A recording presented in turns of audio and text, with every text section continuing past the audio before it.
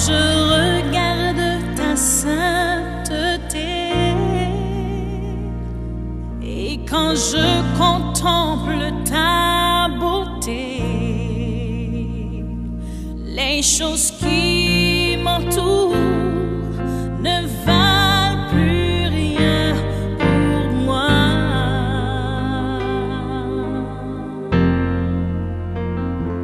Je découvre la joie de te chanter, de déposer ma vie à tes pieds. C'est d'abord la plénitude du Saint-Esprit et les choses cachées qu'il a mis en moi avant de m'envoyer sur cette terre, comme l'a dit le thème. Amen.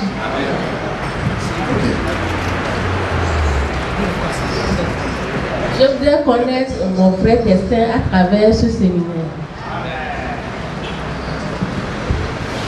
Bon, mon copain, il m'a dit que c'est Daniel et Radoudia, et mon copain, il m'a dit que le séminaire, ma télé, mon état me donne à faire gagner.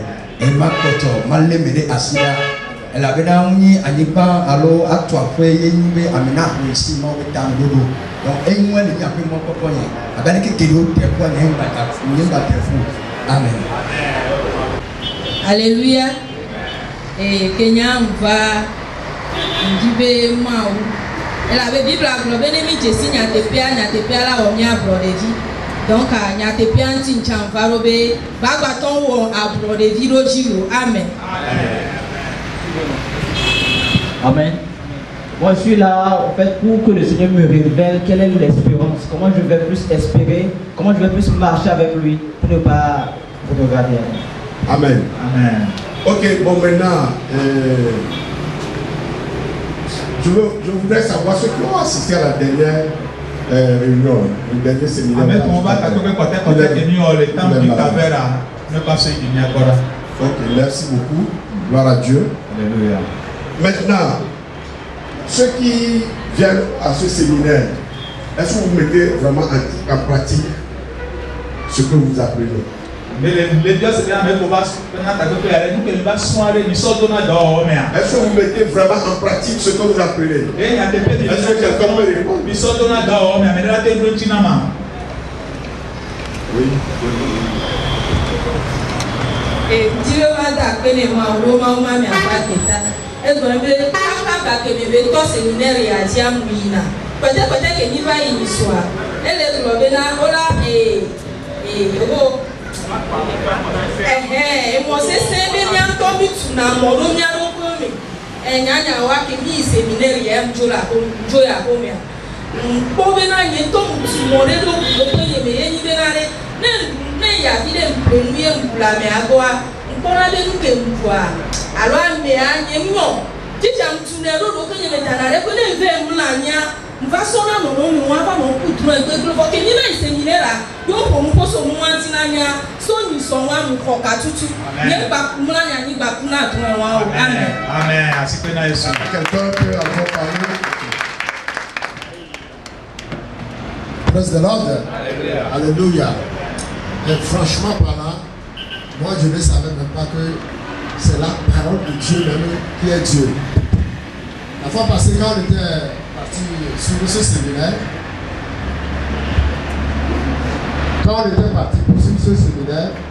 j'ai vu vraiment que le Seigneur était à l'œuvre à moi, mais j'étais voilé.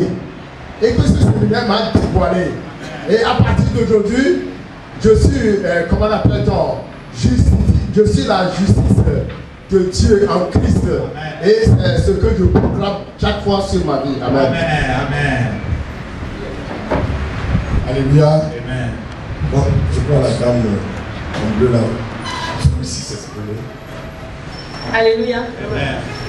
Et je dois appeler ma auto. Je dois appeler ma auto et les donner à l'État.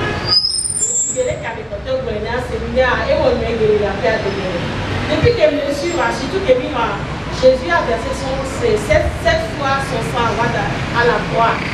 Et depuis que je suis séminaire, sincèrement, on voit la que je me suis mauvais. quand je marche, je marche avec fierté, quoi, que je vis en Christ. Quand nous sommes là maintenant, et puis, après que nous gens, je ne parle pas pour parler, quoi. Mon gars n'a mis pour la paix de nous. Et depuis j'étais tellement libre, et puis j'ai eu beaucoup de bénédictions sur le plan spirituel et puis matériel. Et je bénis Dieu pour cela. Merci. Amen. Gloire à Dieu. Alléluia. Une chose est de participer à nos séminaires.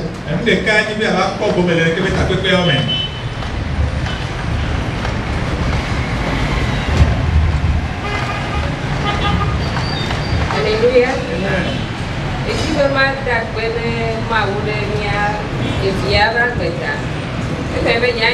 séminaire à Cognichoy,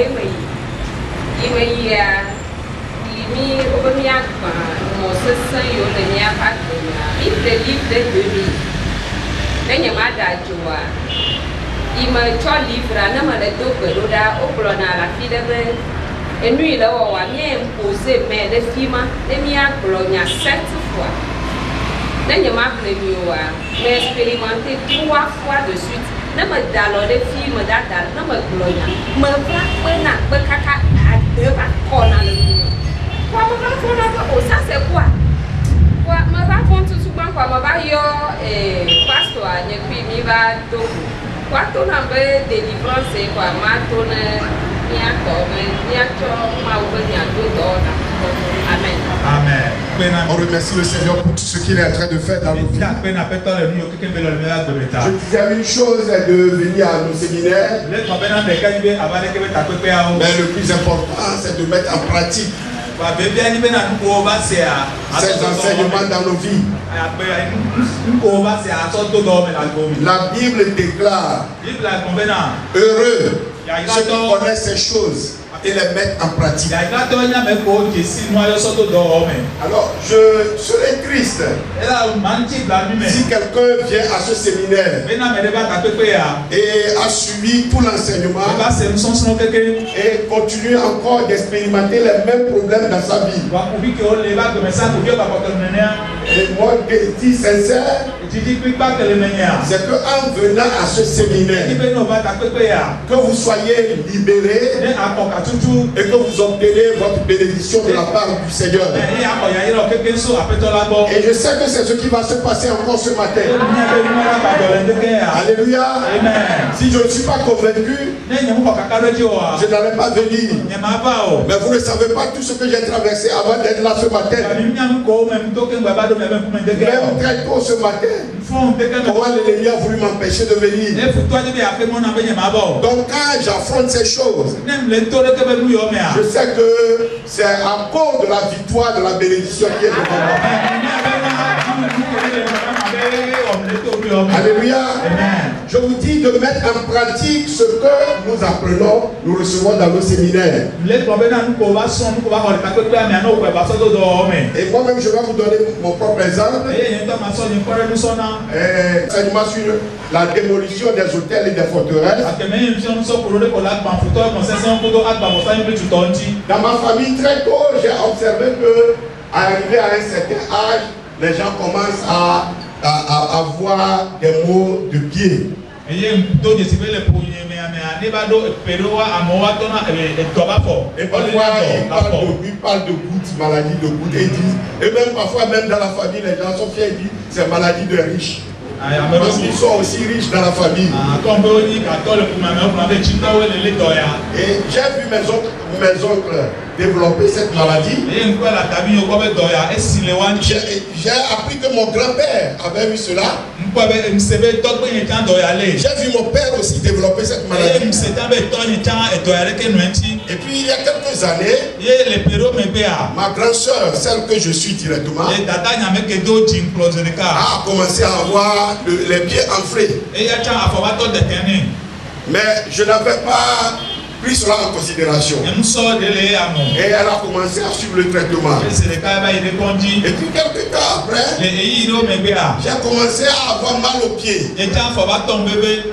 Mal aux pieds sans sans raison apparente, mais qui n'était pas enflé, mais je ne pouvais pas poser les pieds au sol. Et ça me faisait atrocement mal. Et puis je me suis rappelé et j'ai commencé à prier. Alléluia. Je me suis rappelé ce qui arrive souvent dans ma famille et ce qui est arrivé à ma soeur. Même j'avais mal au pied, je suis parti voir ma soeur. Je lui ai dit, si tu restes là, tu vas subir les mêmes choses que la famille. Toi, tu es chrétienne, tu es différent de la famille. Et je lui ai dit, nous avons l'ADN de Dieu. Alléluia. Nous avons l'ADN de Dieu qui surplombe l'ADN que nos parents nous ont transmis. Et je lui ai dit, est-ce que nous pouvons prier? Et on a commencé à prier. Alléluia. Et quelques temps après, un frère est venu m'offrir une chaussure. C'est une botte. Alors je lui ai dit, j'avais mal au pied, je lui ai dit, je vais porter ça devant toi. Et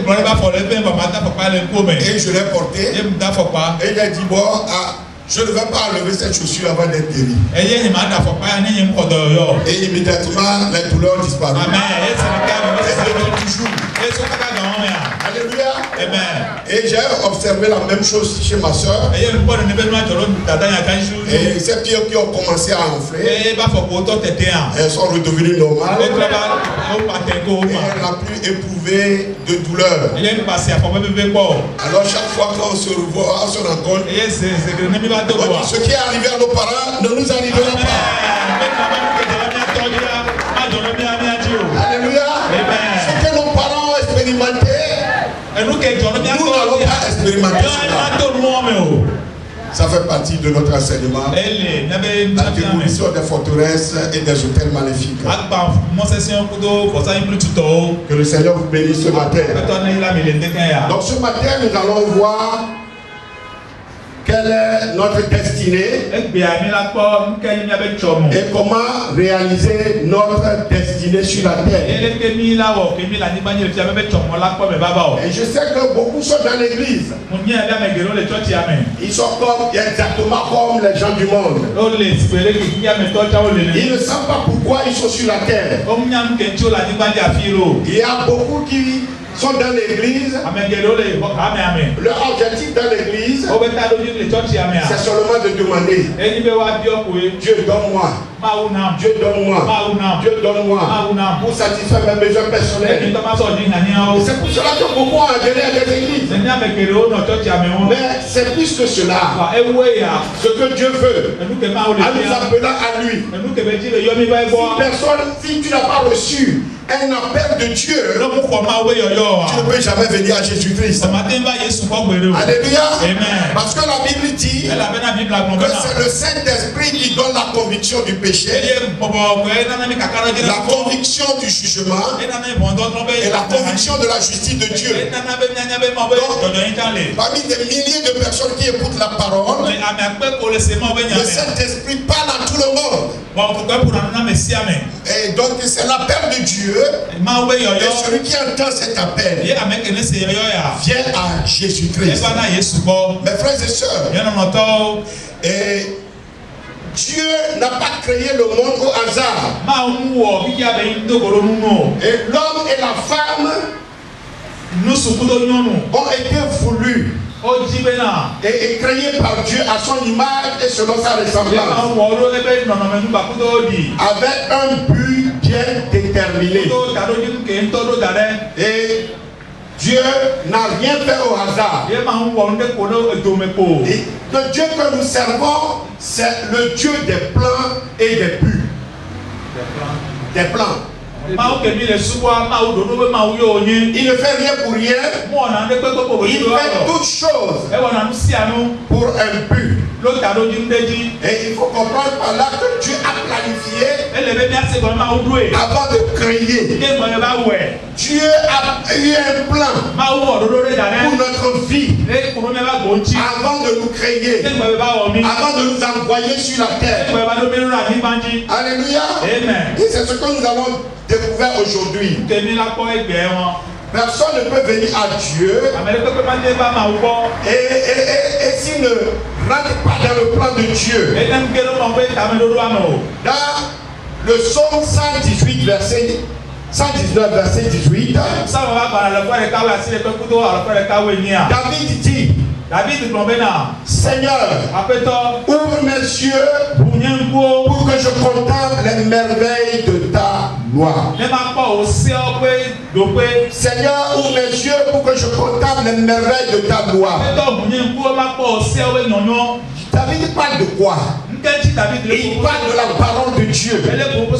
Et ici, la Bible est la parole écrite de Dieu. La Bible est de loin différente de tous les livres, que ce soit les livres profanes et sacrés que ce monde contient.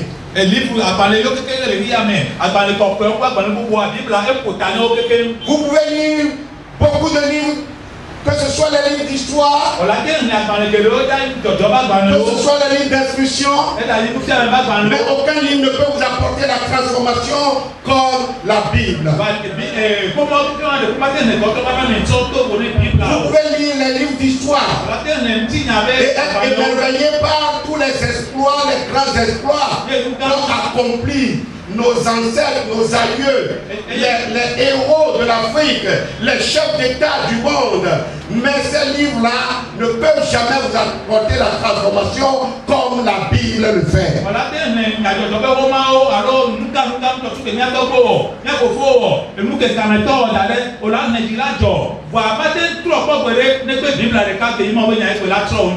La Bible ne laisse jamais personne indifférent. Elle apporte une transformation radicale dans la vie de tous ceux qui lisent la Bible. C'est pourquoi David dit, Seigneur, ouvre-moi les yeux pour que je contemple, pour que je découvre les merveilles de ta parole. Que le Seigneur nous ouvre les yeux ce matin. Que le Seigneur nous ouvre les yeux dans sa parole ce matin. Mes frères et sœurs, la Bible est toujours d'actualité. Il n'y a aucun problème qui existe sur cette terre qui n'a pas sa solution dans la Bible. La Bible est esprit et vie. Et la parole de la Bible ne change jamais. Elle est toujours d'actualité. Elle raconte l'histoire de notre vie. Et elle nous donne toutes les solutions nous concernant et les solutions concernant le monde. Mais il faudrait la découvrir. Il faudrait découvrir ces solutions-là. C'est pourquoi David a demandé à Dieu de lui ouvrir les yeux. Autrement, d'oindre ses yeux. Pour qu'il voit, pour qu'il comprenne ce qui est écrit dans la parole de Dieu, ce qui le concerne et ce qui concerne le monde autour de lui. Rappelons que contrairement aux animaux, à toutes les autres créatures, Dieu a créé l'homme à son image et à sa ressemblance. L'homme capable d'aimer, capable de faire des choix, capable de se déterminer par sa volonté. Dieu ne nous a pas créés comme des robots, mes frères et sœurs. Dieu nous a désirés. Il nous a désirés avant de nous créer. Et il nous a créés pour que nous puissions avoir une relation d'amour avec lui et avec nos semblables. Mais aussi, il les a créés pour nous confier la gestion de la terre. nous a donné la capacité, l'intelligence, les dons, les talents nécessaires. Vous voyez cela dans Genèse 1 verset 28. Mes frères et sœurs, même si l'homme a renoncé à sa relation avec Dieu, Dieu ne nous abandonne pas à notre sort. Même s'il y a une divergence à ce que chacun veut et ce que Dieu désire pour chacun, nous venons de Dieu. Nous venons de Dieu.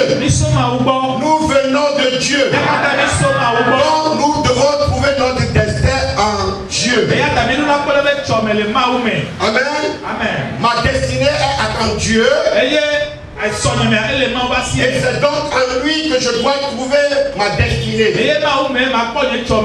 Si je suis sur cette terre, c'est que Dieu l'a voulu. C'est que Dieu l'a désiré. Et c'est lui qui a choisi mes parents, ma date de naissance, mon lieu de naissance. C'est lui qui l'a choisi. C'est en dehors de nous. Vous savez, David a dit dans le psaume 71, verset 6, deuxième partie, c'est toi qui m'as sorti, qui m'as fait sortir du sein maternel. Donc Dieu a choisi le pays où je devais naître. Il a choisi l'époque. Il a choisi l'époque. Mais certains peuvent dire, pourquoi je suis né ici? Tu aurais pu choisir des parents, d'autres parents pour moi. Mes frères et sœurs, même si Dieu a choisi la famille où nous sommes nés, cela ne veut pas dire que Dieu est d'accord avec tout ce que cette famille fait, avec tous les comportements de cette famille.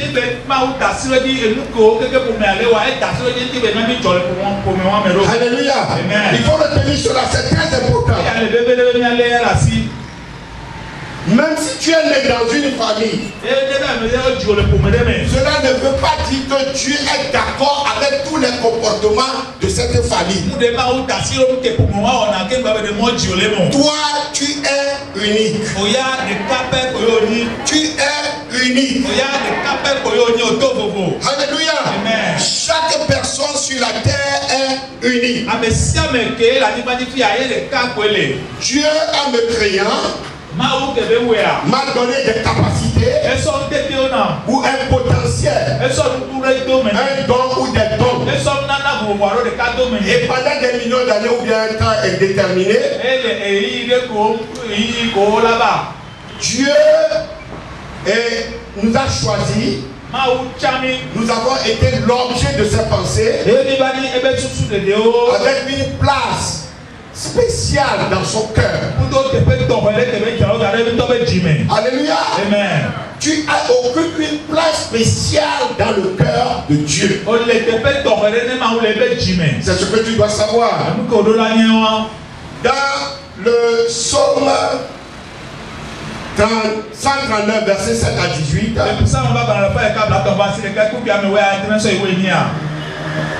David dit que tes pensées, ô Dieu, me semblent impénétrables. Que le nombre est grand. Si je les compte, elles sont plus nombreuses que les grains de sable. Mes frères et sœurs, Dieu nous a créés pour que je participe, ou bien pour que vous participiez à sa création. Il veut créer avec nous. Dieu veut gérer avec nous la terre et par nous. Dans Ephésiens 2, verset 10. L'apôtre Paul affirme, car nous sommes son ouvrage, ayant été créé en Jésus-Christ pour de bonnes œuvres que Dieu a préparées d'avance afin que nous les pratiquions. Mes frères et sœurs, donc avant de débuter cette étude sur découvrir et posséder votre destinée, j'aimerais vous demander simplement de vous incliner devant le Seigneur. C'est le Dieu créateur, le Dieu tout-puissant, comme David l'a fait dans une courte prière. Si vous pouvez répéter avec moi: Seigneur, ouvre mes yeux. Seigneur, ouvre mes yeux, afin que je perçoive les choses et les événements autrement que le monde qui m'entoure.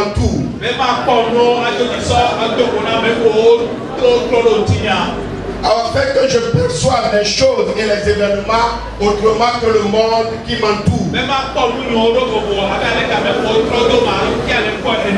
Afin que je comprenne les desseins me concernant.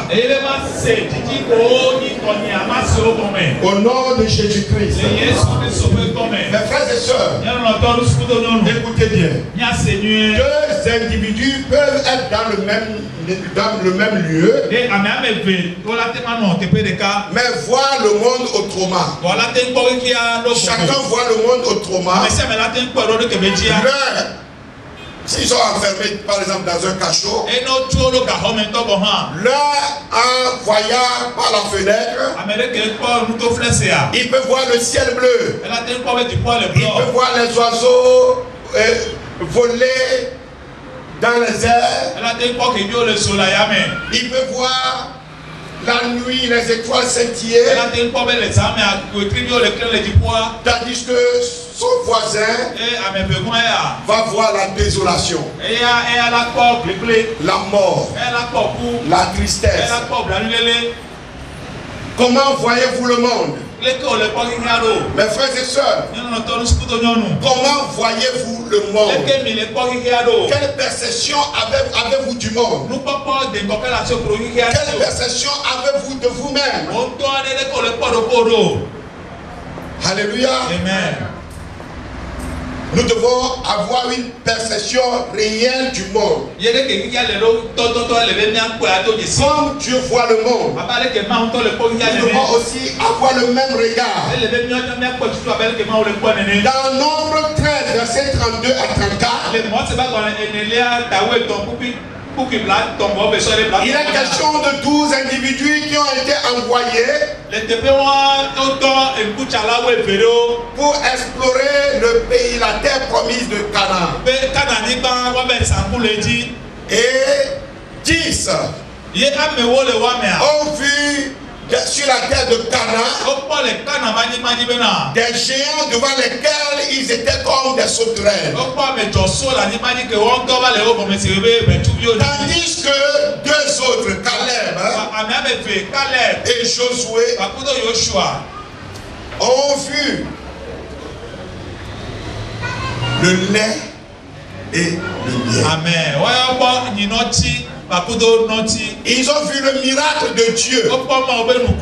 Mon frère, ma soeur, comment perçois-tu le monde? Est-ce que tu perçois le monde selon le regard de Dieu ou selon ton propre regard? Dieu savait qu'il y avait des géants sur cette terre. Il n'a pas dit je vous envoie dans le pays où il y a des géants. Mais il a dit prenez possession du pays où il coule le lait et le miel. Est-ce que nous pouvons avoir le même regard que Dieu? Dieu nous a envoyés dans ce monde pour que nous ayons le même regard que lui. Je crois que ça commence à venir.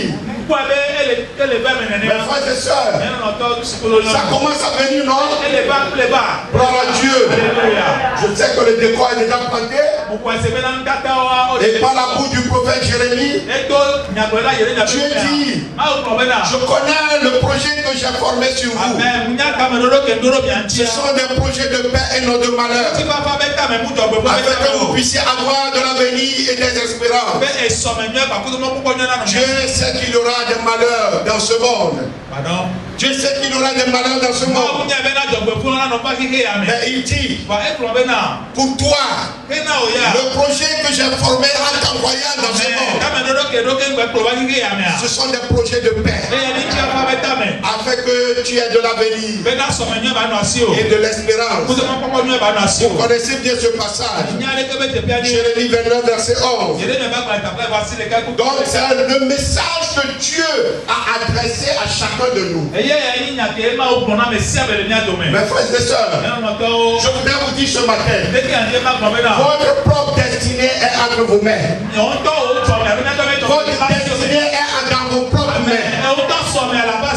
Vous pouvez l'accomplir, la réaliser.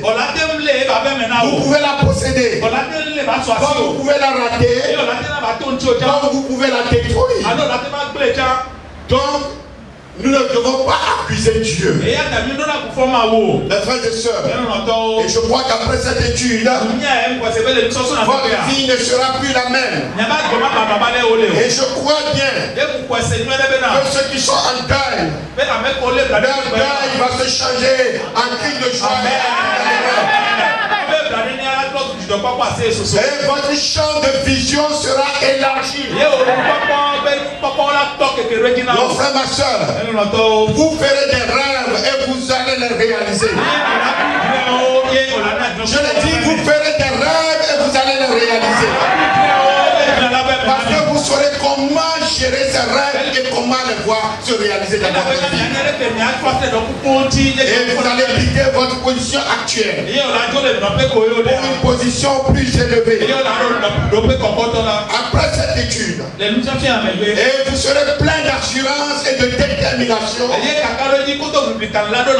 affronter la vie et la réussir. Et je sais qu'après ce séminaire, vous allez évoluer de victoire en victoire, de gloire en gloire, avec plus d'assurance. Ceux qui ont peur de l'avenir, ceux qui ont la crainte dans leur vie, cette crainte va disparaître. Cette peur va disparaître. Au nom de Jésus-Christ.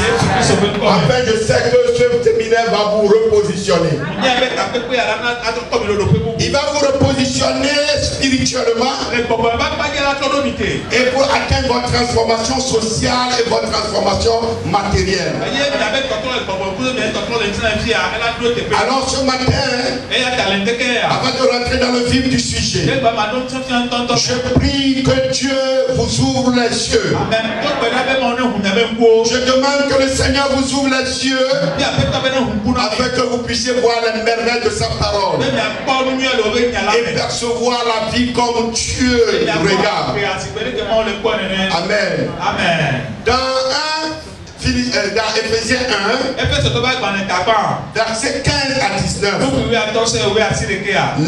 c'est la même prière que Paul a formulé pour les chrétiens d'Éphèse.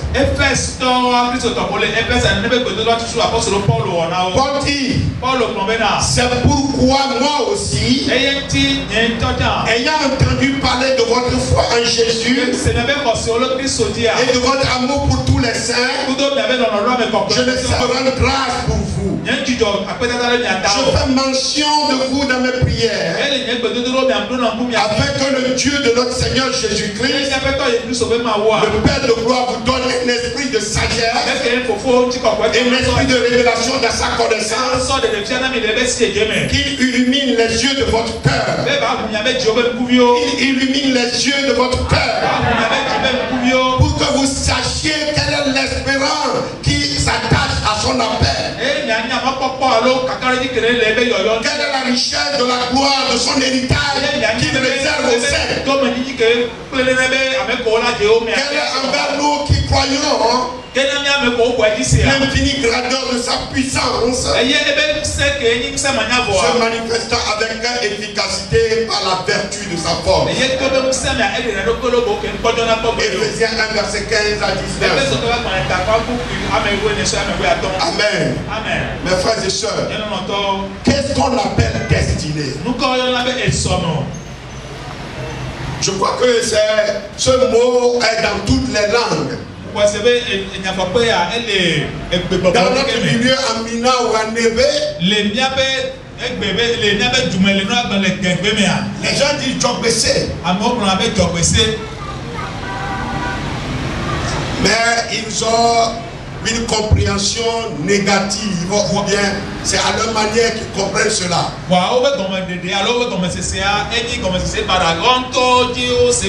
Selon le dictionnaire, la destinée est une puissance souveraine considérée comme réglant d'avance tout ce qui doit être. Et non, les propositions sont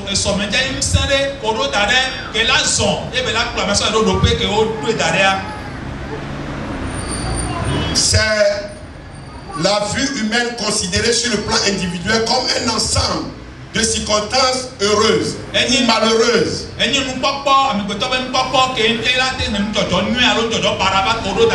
envisagées dans une issue indépendante de la volonté.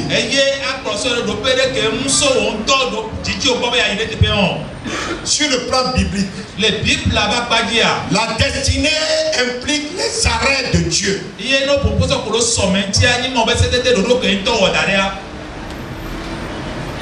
Les arrêts de Dieu nous concernant, le dessein de Dieu, la volonté de Dieu, le programme déterminé de Dieu pour un individu, pour un peuple, pour une nation donnée, pour une génération donnée. C'est ce que nous attendons par destinée sur le plan biblique. Écoutez mes frères et sœurs, nous chrétiens, nous avons une destinée fabuleuse. Nous ignorons que nous avons une destinée glorieuse. Nous chrétiens, nous avons une destinée fabuleuse, une destinée merveilleuse, une destinée glorieuse.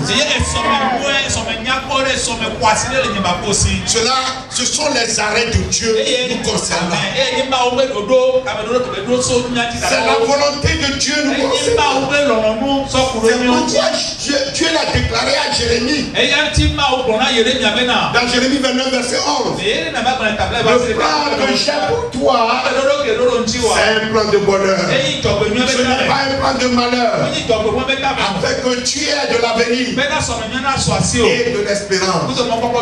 C'est une destinée glorieuse.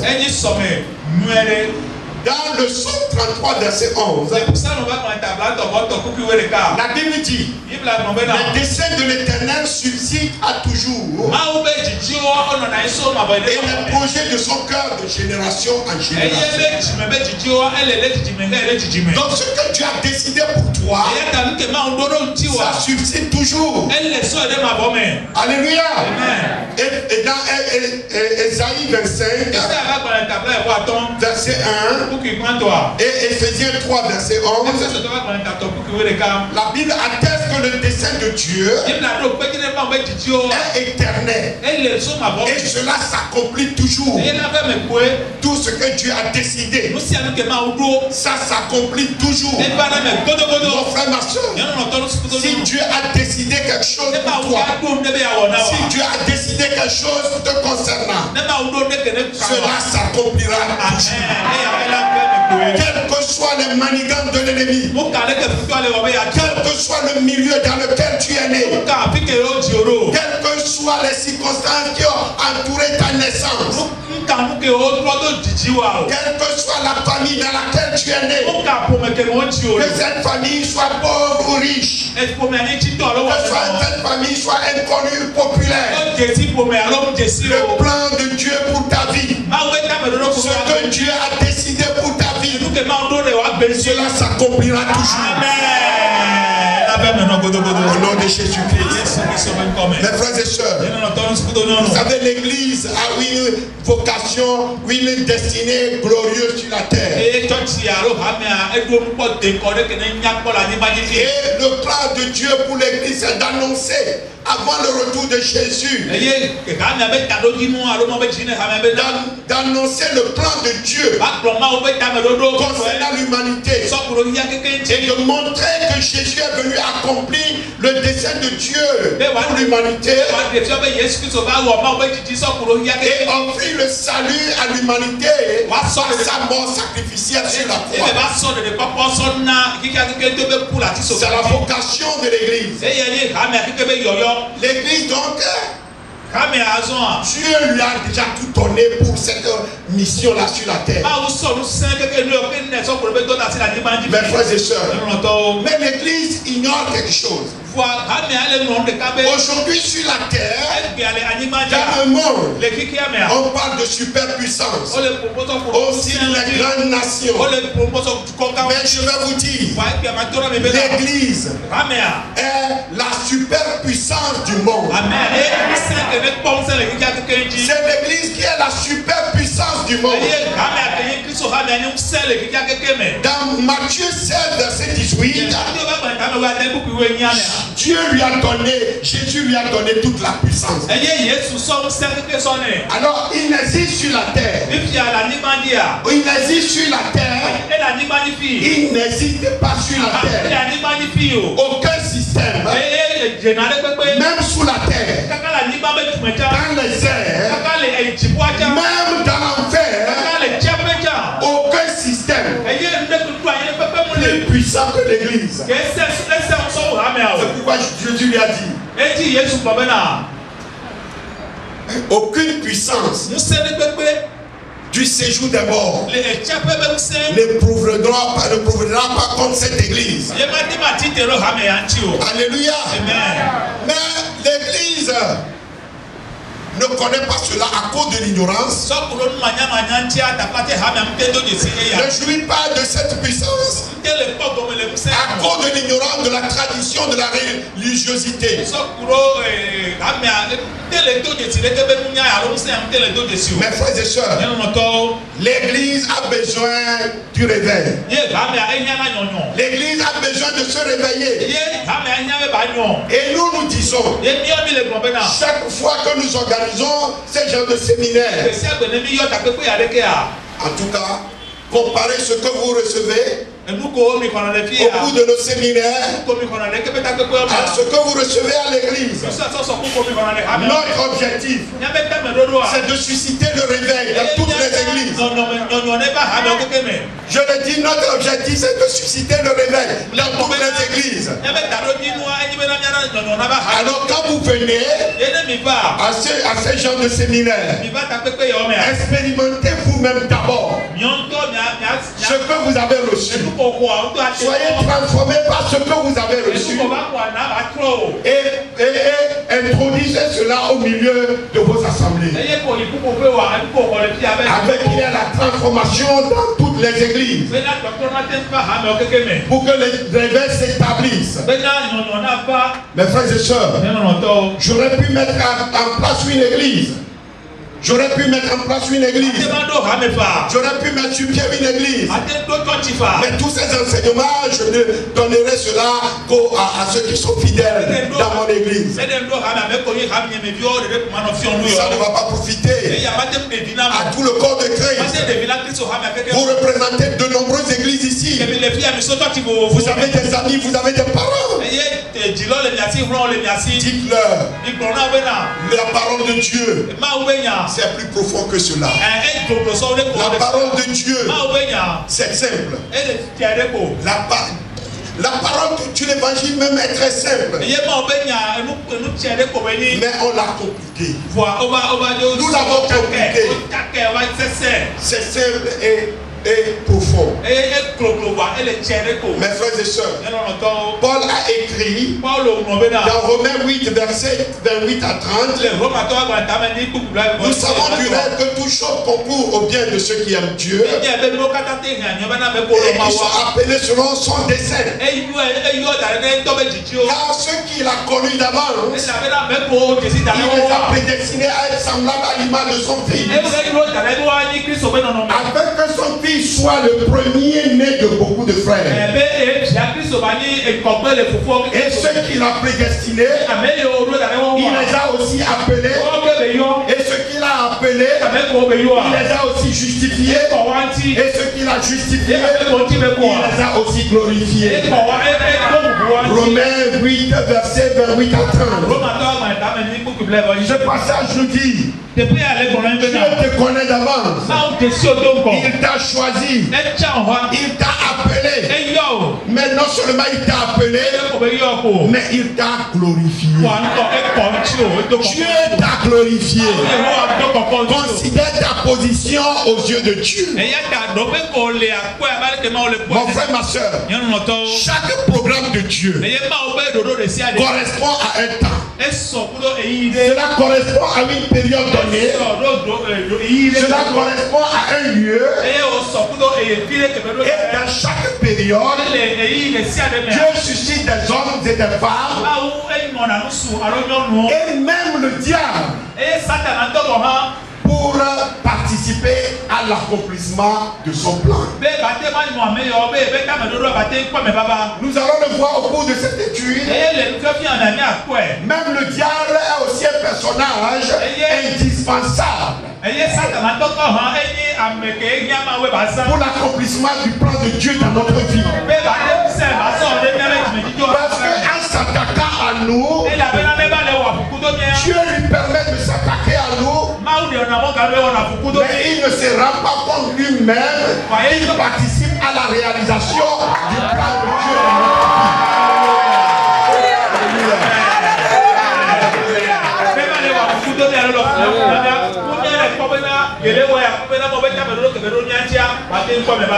Alléluia. C'est pourquoi Dieu nous a déjà donné la victoire sur lui. Amen. Toute personne sur cette terre existe pour être utile à Dieu, être utile aux hommes, en utilisant tout ce que Dieu a mis à sa disposition. Et cela dans la perspective du glorieux retour de notre Seigneur Jésus. Donc notre Seigneur Jésus, c'est notre espérance bénie, une espérance vivante, et c'est notre vraie destinée. Le Seigneur Jésus est notre vraie destinée.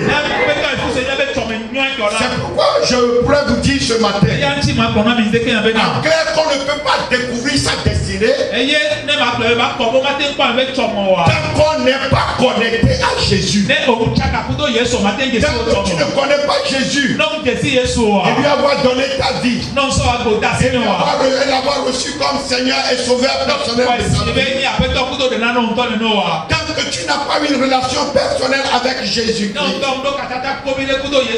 que tu n'as pas reçu une révélation de Jésus-Christ pour se soumettre à lui, tu ne connaîtras pas le plan que Dieu a créé pour ta vie. Parce que notre destinée se trouve en Jésus-Christ. Les gens qui ne connaissent pas Jésus, ils peuvent vous dire nous réalisons notre destinée. Mais je peux vous prouver que c'est faux. Regardez Paul. Mes frères et sœurs, Paul, quand il était seul, il croyait bien faire. Et il persécutait les chrétiens jusqu'au jour où il a rencontré brutalement Jésus-Christ sur le chemin de Damas. Et Jésus lui a dit, je t'ai choisi. Je t'ai choisi pour t'envoyer vers ce peuple, pour t'envoyer vers les païens, pour t'envoyer vers les juifs, afin de leur ouvrir les yeux, afin de les tirer des ténèbres à l'admirable lumière. Alléluia.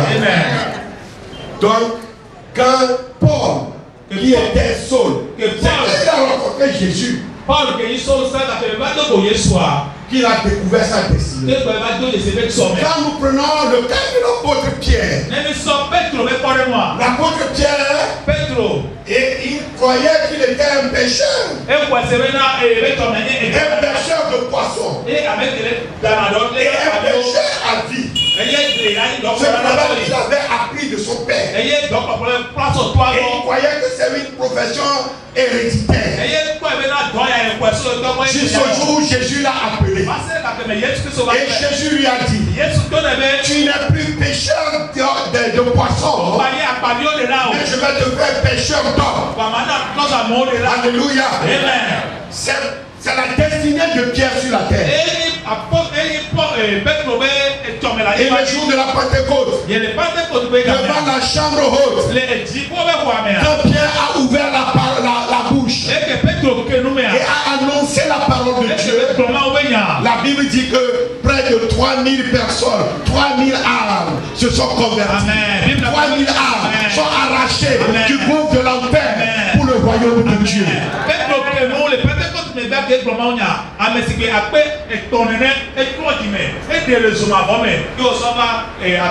Mes frères et sœurs, mais ceux qui ont connu Jésus, prenons Matthieu, le percepteur d'impôts. Mais il croirait que c'était son emploi, sa profession toute sa vie. Prenons le fou de Gadara. Sa destinée, ce n'était pas être un fou. Et attaché par des chaînes et vivant dans les tombeaux. Mais sa destinée, c'était quelqu'un qui devait accomplir de grandes choses pour le Seigneur. Donc il est très important. Et c'est seulement quand on vient à Christ qu'on découvre le plan de Dieu. Alors si quelqu'un est dans cette salle ce matin et s'il veut connaître sa destinée, il a intérêt à donner maintenant sa vie à Jésus, à recevoir Jésus comme son Seigneur et son sauveur personnel. Et le plan de bonheur, le plan de paix que Dieu a conçu pour ça, Dieu le mettra dans son plan. Au nom de Jésus. Mes frères et sœurs, donc la Bible dit que le voleur ne vient que pour voler, détruire, égorger. Mais Jésus dit, je suis venu pour que vous ayez la vie et la vie en abondance. C'est quand on découvre Jésus, quand on reste dans le plan de Dieu et qu'on a la vie en abondance. Sans Jésus, nous ne pouvons pas découvrir notre destinée. Est-ce que c'est possible de découvrir sa destinée réelle? Mes frères et sœurs, c'est ce qui fait justement l'objet de cet enseignement. Il ne s'agit pas de divination. Ceux qui sont venus ici, ils pensent que je vais les regarder, je vais dire, au toi, Dieu m'a dit tu seras prophète, Dieu m'a dit tu seras ceci, Dieu m'a dit non, c'est pas ça. Mais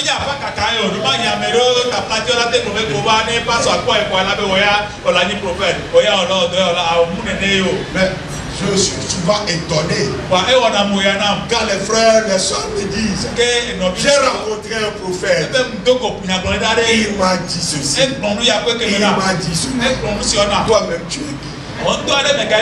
Tu n'es pas prophète, tu n'es pas connecté à Jésus, tu n'as pas le même esprit que Jésus et que le prophète. Jésus veut te parler. Si Jésus veut te parler, il va toujours passer par quelqu'un. Je vous donne un exemple. Ça dit que vous pensez que Jésus va passer seulement par quelqu'un. Et non, il ne va pas parler à vous. Quand vous prenez Paul, quand Jésus l'a rencontré sur le chemin de Damas, Jésus lui a dit, va dans cette maison. Et il a déjà parlé à Ananias. Je t'envoie quelqu'un. Et Jésus a déjà même parlé à Ananias et il a parlé de ce qu'il attendait de Paul. Il a dit cela aussi à Paul.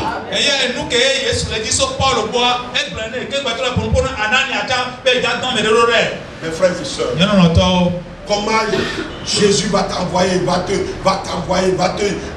demander quelque chose et il ne va pas te parler. Il va parler seulement à un autre.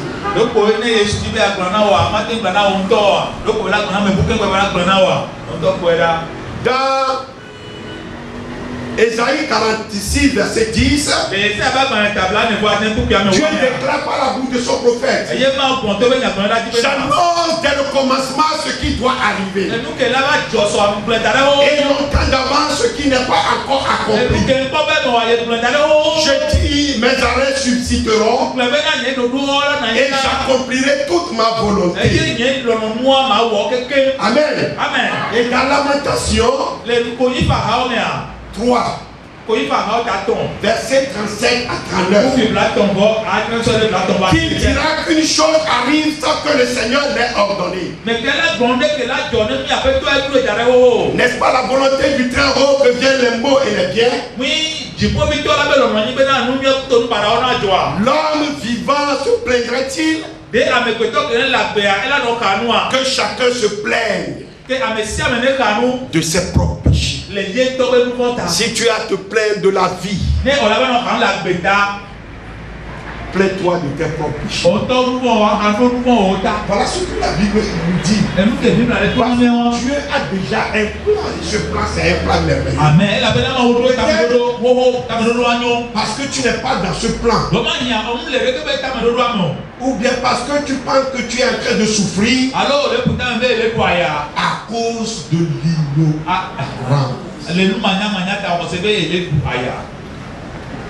Mes frères et sœurs, prenons le cas d'Israël. Abraham n'avait pas encore d'enfant quand Dieu lui révéla que ses descendants seraient étrangers dans un pays qui ne sera point à eux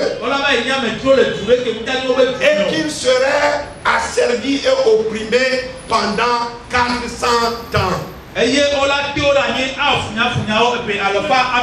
Après cela, il serait libéré. Nous voyons cela dans Genèse 15, verset 13 à 15. Je crois que vous connaissez toute cette histoire. Alors, dans le dessein de Dieu pour Israël, Dieu va susciter certaines personnes et les positionner stratégiquement pour accomplir son dessein. Nous avons Joseph et ses frères. Écoutez bien. Dieu a parlé à Abraham. Abraham n'avait pas encore d'enfant. Mais ce que Dieu a dit à Abraham, pour que cela s'accomplisse, Dieu va susciter Joseph et ses frères. Dieu va susciter les marchands ismaélites. Le couple Potiphar, le chef des échansons, et Pharaon. Plus tard, Dieu va susciter Moïse, la princesse fille de Pharaon, et enfin Pharaon lui-même, celui qui ne connaissait même pas du tout Joseph. Et Dieu va susciter encore et les parents de Joseph, la soeur de Joseph, les parents de Moïse plutôt, Myriam, la soeur de Moïse, et Aaron, le grand frère, le frère aîné de Moïse, et toutes ces personnes-là vont jouer un rôle clé dans l'accomplissement du plan de Dieu concernant Abraham. Abraham ou Israël? Abraham. Ah, ok. Il y a meilleur que vous y avez dans le dos à l'onia que Abraham, sans oublier Satan. Et Satan a aussi joué un rôle clé dans l'accomplissement du plan de Dieu. Et je considère Satan comme un jouet dans la main de Dieu.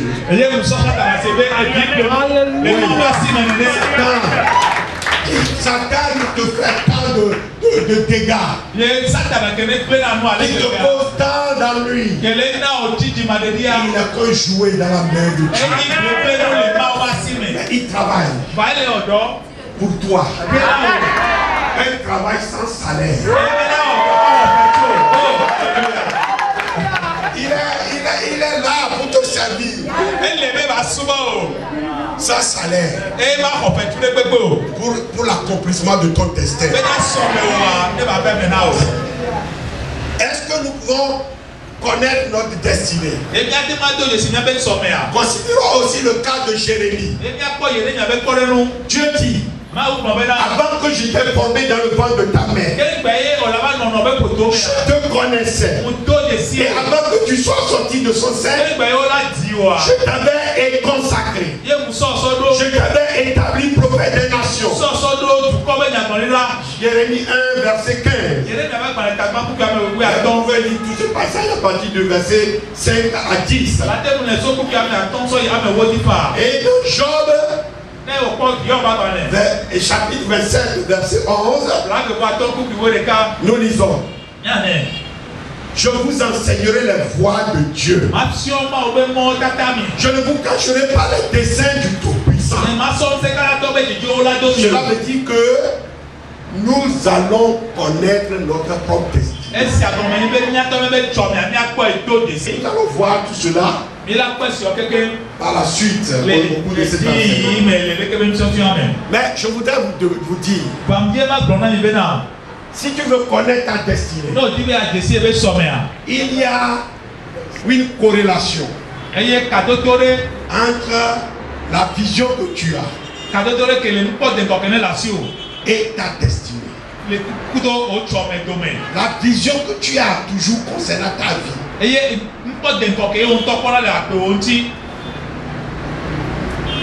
Il y a une corrélation étroite entre cette vision et ta destinée. C'est pourquoi si tu as une mauvaise vision de ta vie, je vais te prier ce matin de changer, de gommer cette vision-là et de recevoir la vision de Dieu. La vision que Dieu a pour ta vie. Tu vas connaître cela tout à l'heure. Mais avant cela, nous allons prendre l'exemple d'un œuf. Un œuf de poule. Quand vous prenez un œuf, qu'est-ce que vous voyez? Les yeux charnels. On voit un simple œuf. Mais celui que Dieu a ouvert les yeux. Nous avons fait cette prière maintenant pour que Dieu nous ouvre les yeux afin que nous puissions percevoir comme Dieu est.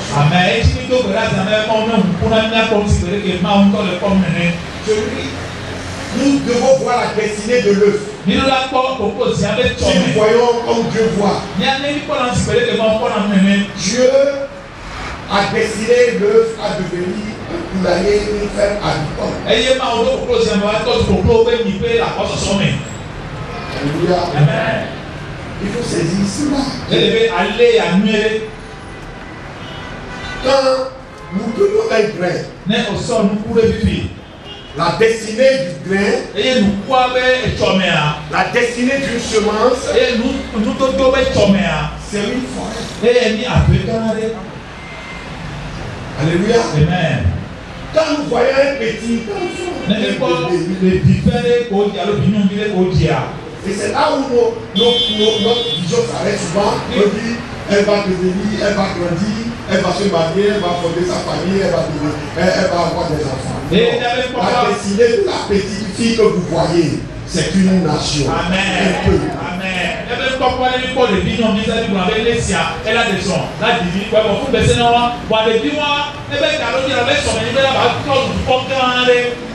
mon frère, ma soeur, quelle est ta destinée? C'est pas quand quelqu'un fait un avortement, il ne sait pas qu'il est en train de détruire toute une nation. Tout un peuple, toute une tribu. Mes frères et sœurs, quand Rebecca était enceinte,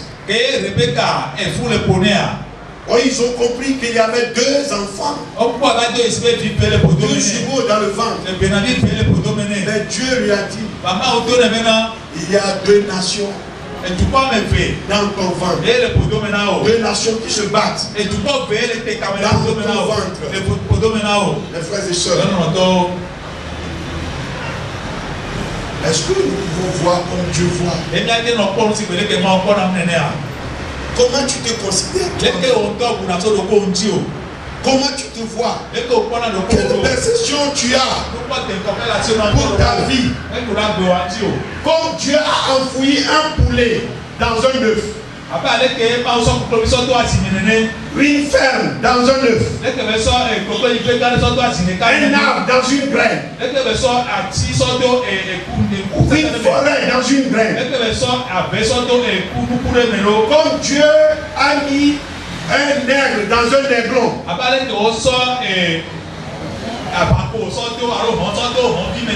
lion dans un lionceau,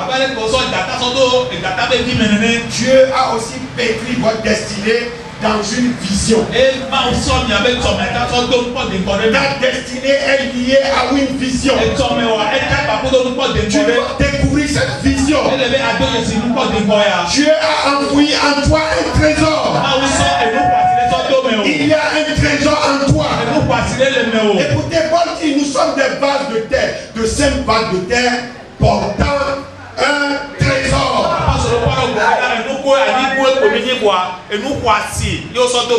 2 Corinthiens 4, verset 7. Écoutez mes frères et sœurs, comment tu te vois, comment tu te considères? Rahab, connue comme prostituée, se cachait une semence. Dieu a caché une semence dans Rahab que les gens considéraient comme une prostituée.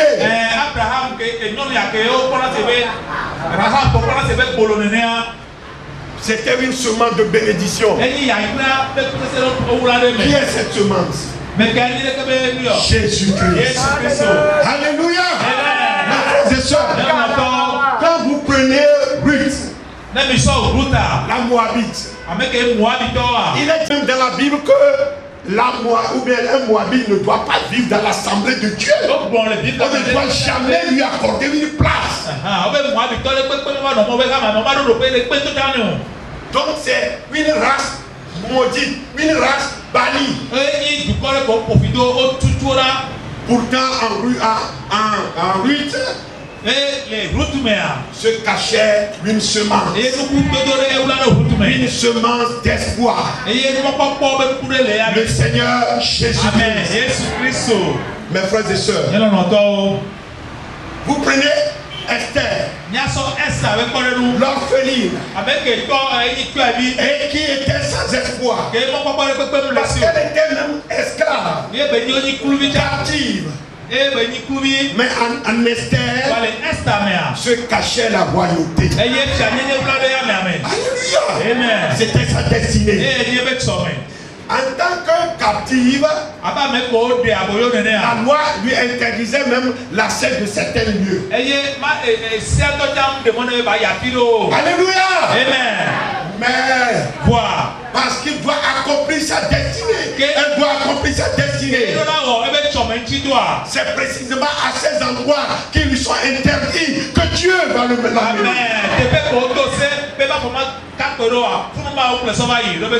Et son oncle Mardoché, Dieu va le pousser à lui dire, et qui sait si c'est pour ce temps, un temps comme celui-ci, que tu es parvenu à la royauté. Esther 4, verset 14. Mes frères et sœurs, les gens peuvent te considérer comme un vaurien, comme un va-nu-pied. Les gens peuvent te considérer comme quelqu'un pour qui tout est fini. Et toi-même tu peux te considérer ainsi. Mais lorsque Dieu te regarde, Dieu voit ce que tous les hommes ignorent. Le trésor qu'il a mis à toi, la destinée que tu as, le précieux trésor qui est en toi, et le plan merveilleux qu'il a conçu pour ta vie. Et c'est ce plan que Dieu voit. Mes frères et sœurs, c'est ce que Dieu faisait comprendre à Jérémie. Oui, c'est ce qu'il lui a dit. Jérémie avait besoin d'une vision pour pouvoir accomplir sa destinée. Et Dieu est intervenu pour lui dire, mes frères et sœurs, il est écrit que l'Éternel ne considère pas ce que les hommes considèrent.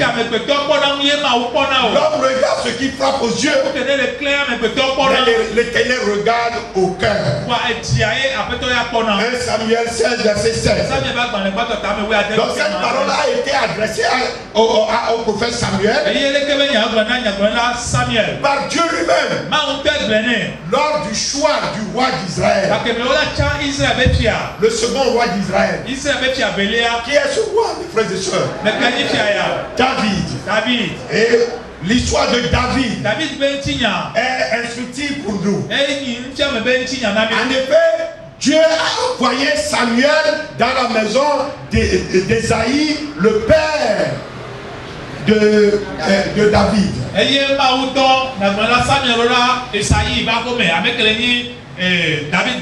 Écoutez, c'est pour le prochain roi d'Israël. Et quand on a demandé à ce papa, mais il a présenté tous ceux qui ont l'apparence physique pour pouvoir être nommé roi.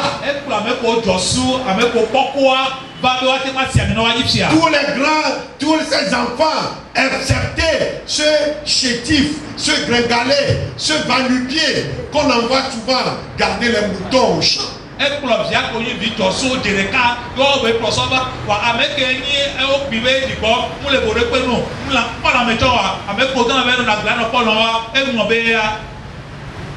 Samuel voudrait quelqu'un d'autre.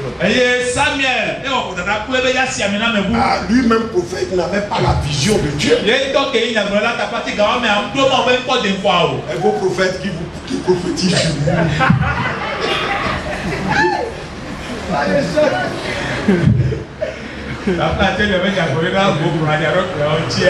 Dieu le père de David n'a pas jugé nécessaire d'envoyer chercher David parce qu'il ne pouvait pas croire à David.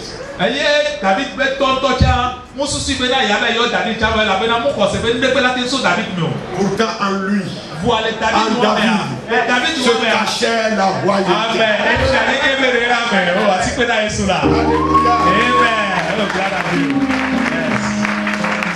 Paul a dit, Dieu a choisi les choses viles. Les choses viles du monde. Ce que les gens méprisent. Celles qui ne sont point. Pour réduire à néant celles qui sont. Afin que personne ne se glorifie. 1 Corinthiens 1, verset 25. Mes frères et sœurs, David valait plus que ce que son père, ce que ses frères pensaient de lui. Même le prophète Samuel manquait de vision, mes frères. Et mes frères, Dieu a trouvé ici qu'il ne s'arrête pas sur l'apparence physique. Mais il va au-delà. Il va au-delà. Que Dieu nous permet de voir au-delà. Alors que son père ne voyait en David qu'un simple individu, il a à la royauté.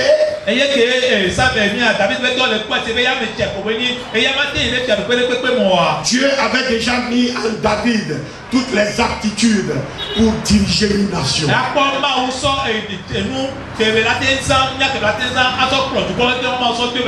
Et David lui-même a écrit plus tard dans le psaume 118, versets 22 à 23. La pierre qu'ont rejeté ceux qui bâtissent est devenue la principale de l'âme. C'est de l'Éternel que cela est venu. C'est un prodige à nos yeux. Psaume 118, verset 22 à 23. Et nous avons les mêmes paroles dans Luc 20, verset 17. Jésus l'a dit. Et puis Pierre aussi l'a dit. Dans 1 Pierre 2, verset 7. Mes frères et sœurs, est-ce que vous pensez que Isaïe connaissait réellement son enfant? Ton père ne te connaît pas. Ta mère ne te connaît pas. Tes frères ne te connaissent pas. Mais Dieu te connaît. Celui qui t'a envoyé te connaît. Celui qui t'a envoyé te connaît. Parce que les gens pensent de toi que tu es. Sois ce que Dieu lui-même pense de toi. Sois ce que Dieu lui-même pense de toi. Mon frère, ma soeur, ceux qui pensent vous connaissent. Ils vous connaissent seulement selon votre apparence. Ignorant qu'en vous, Dieu a mis un trésor. Dieu a mis en vous tout ce qu'il vous faut pour réaliser votre destinée. Ce n'est pas dans les actes que vous allez connaître cela. Ce n'est pas dans la lecture des lignes de la mer que vous allez connaître cela. Ce n'est pas dans la boule de cristal que vous allez connaître cela. Mon frère, ma soeur, ce n'est pas dans la divination. C'est réel. Et vous allez connaître cela dans la parole de Dieu. C'est écrit. Ta destinée est écrite. Ta destinée est écrite. Ta destinée est écrite. Noir sur blanc dans la parole de Dieu. Amen. Amen. Bien-aimés, nous sommes maintenant enfants de Dieu. Nous sommes maintenant enfants de Dieu. Et ce que nous serons n'a pas été encore manifesté. Mais nous savons que lorsqu'il paraîtra, c'est-à-dire Jésus-Christ, nous serons semblables à lui. Parce que nous le verrons tel qu'il est. Et la Bible dit, quiconque a cette espérance en lui se purifie comme lui-même est pur. 1 Jean 3, verset 2 à 9. Malheureusement, peut-être vous-même, vous ignorez quel précieux trésor Dieu a mis en vous. Il vous faut une vision. Il vous faut une vision. C'était aussi le cas de Gédéon. Gédéon se voyait père minable, misérable, incapable devant les Madianites, alors qu'il avait les torts d'un héros, un vaillant héros. Alléluia. Mes frères et sœurs, n'ayez pas de vous une image de minable, de misérable, d'incapable, de vaurien. Gommez cette image de votre tête.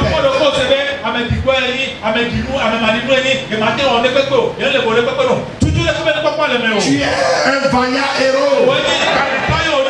Lorsque vous lisez l'histoire de Gédéon, dans Juge 6, verset 12 à 16, vous voyez que Gédéon lui-même, il se croyait incapable. Et il a dit, ah mon Seigneur, avec quoi délivrer Israël? Voici ma famille est la plus pauvre en Manassé. Et je suis le plus petit dans la maison de mon père. Dieu lui dit, tu es un vaillant héros. Bon, la question que je voudrais vous poser, à quel moment Gédéon était devenu un vaillant héros? Est-ce que tu peux répondre? Est-ce que tu peux répondre? Gédéon a été toujours un vaillant héros. Amen. Même avant de sortir du ventre de sa mère. Mais il ignorait cela. Il pensait qu'il était le plus petit, le plus pauvre, et qu'il était incapable de faire face aux Madianites. Bon, ma soeur, l'ange qui est venu à Gédéon n'a fait que confirmer ou bien lui affirmer ce que Gédéon était toujours.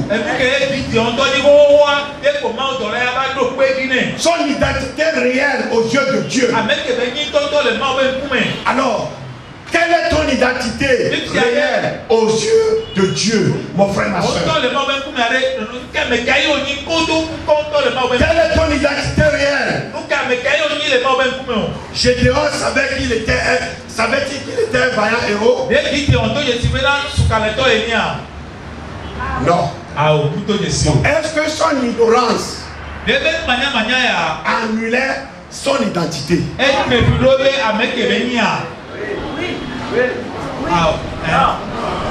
Son ignorance n'annulait pas son identité. Alléluia.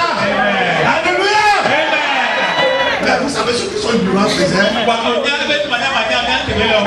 Son ignorance l'influençait. Avait une influence pour lui pour pouvoir posséder sa destinée. Mais Dieu, oh, la Bible dit Dieu ne se répand pas de ses dons. Dieu ne se répand pas de ses dons. Gloire à Dieu. Alléluia. Donc, l'ignorance de Gédéon influençait d'abord d'une part son identité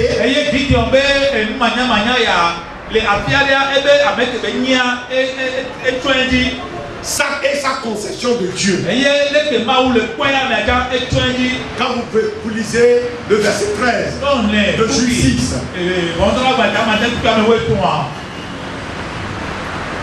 c'est pourquoi il disait, je ne suis rien du tout, et je ne peux rien, je ne vaux rien. Il se voyait donc minable et misérable. Alors quand lui se cachait tout ce qu'il faut pour changer sa situation et changer la situation de son peuple. Beaucoup sont aujourd'hui comme Gédéon. Mes frères et sœurs, je vous en prie, débarrassez-vous aujourd'hui même, à l'instant même de cette idée, de cette image négative que vous avez de vous-même.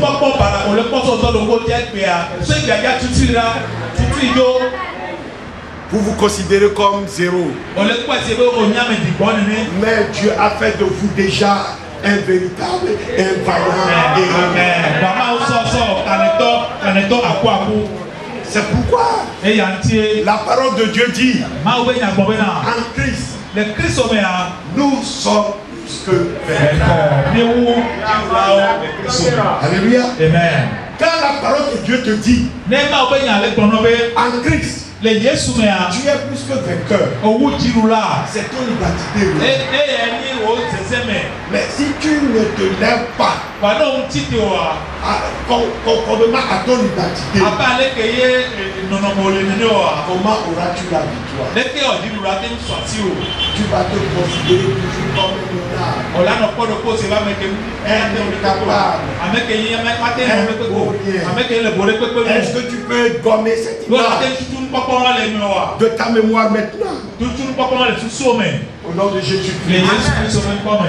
Mes frères et sœurs, Dieu vous dit que maintenant vous êtes un vaillant héros pour lui. C'est pourquoi la parole de Dieu affirme que dans toutes ces choses, nous sommes plus que vainqueurs. Romains 8, verset 35.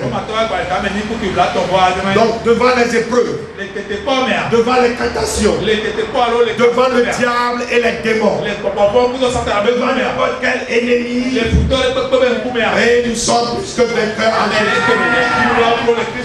Nous partons en vainqueur pour vaincre. Alléluia. Nous partons en vainqueur pour vaincre. Votre ignorance n'annule pas donc votre identité en Christ. Amen. Mais cela va vous priver de vos droits légaux. Cela va vous priver de vos bénédictions. Écoutez bien mes frères et sœurs. La Bible dit que nous avons les mêmes droits que Jésus-Christ. Nous sommes héritiers de Dieu. Co-héritiers avec Christ. Nous avons les mêmes droits. Mais quand vous ignorez votre identité, vous allez vous priver de vos droits. Et nos droits ne sont que des bénédictions. Alors mon frère, ma soeur, quand Dieu se manifeste à vous, comment il vous appelle?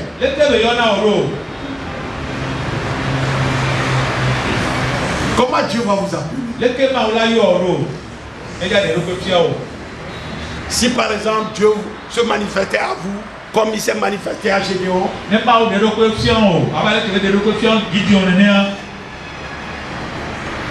comment il va vous appeler?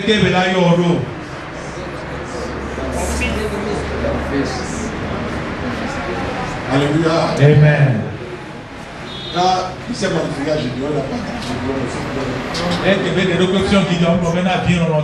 Gédéon.